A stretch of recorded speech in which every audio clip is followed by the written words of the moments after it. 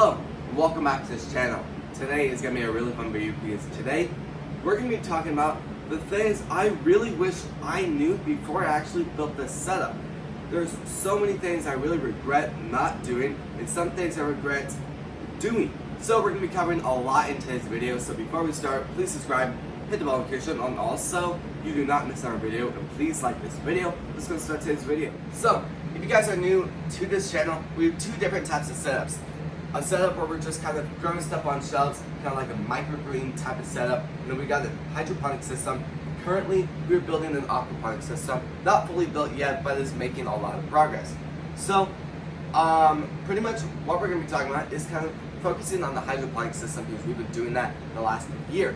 We've had so many problems with algae growing, just stuff we don't want in the water, to the plants starting to mold, root rot, so many problems that we've had. We've done about, we've kind of turned the system on, put different plants in it about 6-7 times, and every single time we've had a new problem. So, just 2025, we're going to be doing a lot of work on this to fully upgrade it.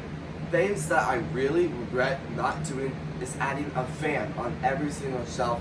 If you guys kind of look up just those like massive setups of just hydroponics or aquaponics setups, they usually have fans on every single shelf blowing more clean air and just replacing the old with new. So that's what we're going to be doing with this. Hopefully that should pretty much minimize or completely remove mold from growing on the plants. Also, root rot is a little bit harder to work with. Usually that happens when you're just really overwatering the plants, but usually, depending how you're doing the plants, most of the time the plants can kind of change to adapt to start being in the hydroponic systems instead of being in like soil. So that's kind of like a plus about that, or that's just what I've learned. So definitely a lot of things. I've heard a lot of people saying like stuff with algae. Algae is just so incredibly hard to deal with, especially once it starts. Pretty much I thought it was the main cause of kind of damaging the plants and killing them off.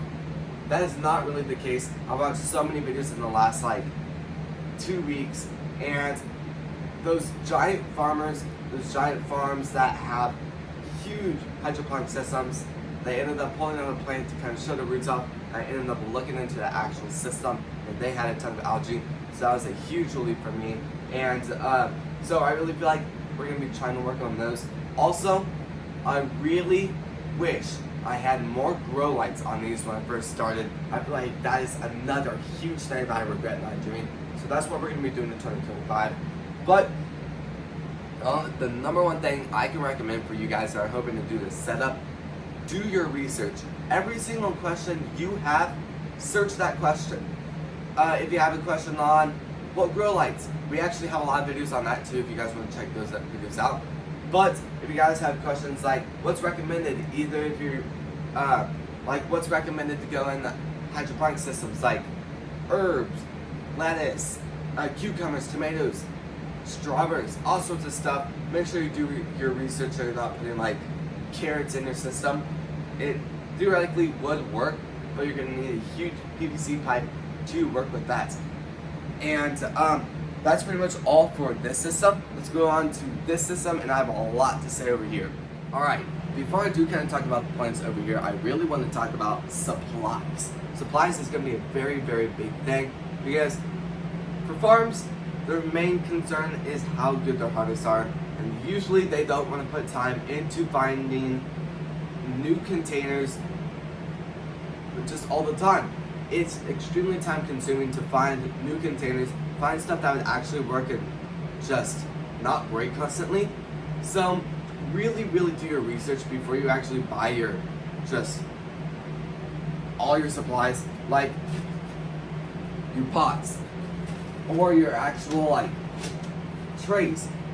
These have worked pretty good for me. I'm pretty sure they're like #1 on Amazon, so that's kind of like one of the things I ended up convincing me to get that set up.